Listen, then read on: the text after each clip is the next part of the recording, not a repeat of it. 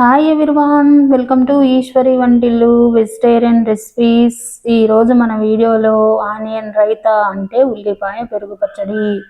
ఇది బిర్యానీ, వెజ్ పలావ్, ఇంకా కొన్ని రకాల రైసుల్లోకి చాలా చాలా బాగుంటుంది. మా చిన్నమ్మాయి ఫేవరెట్ అండి ఇది. సరే, ఎలా చేయాలో చూద్దామా. దానికోసం ముందుగా ఒక గిన్నెలోకి 2 కప్పులు పెరుగు, మరీ పుల్లగా లేకుండా కొంచెం కమ్మటి పెరిగే తీసుకోండి, టేస్ట్ బాగుంటుంది. ఇప్పుడు ఇందులోనే సన్నగా తరిగిన ఉల్లిపాయలు అరకప్పు వేసుకోవాలి. తర్వాత ఇందులోనే 2 చిన్నని ముక్కలుగా తరిగిన 2 పచ్చిమిర్చి తరుగనమాట.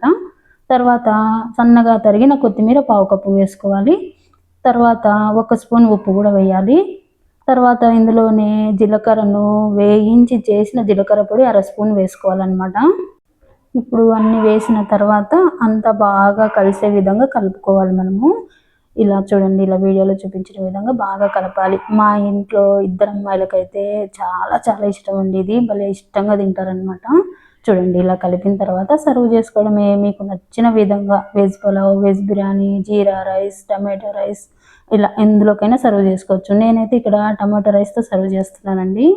ఈ ఆలు టమాటో బాత్ అనేది ఎలా చేయాలో నెక్స్ట్ వీడియోలో చూపిస్తాను. నచ్చిందండి వీడియో? నచ్చితే లైక్ చేయండి, షేర్ చేయండి, సబ్స్క్రైబ్ చేయండి. Thank you for watching.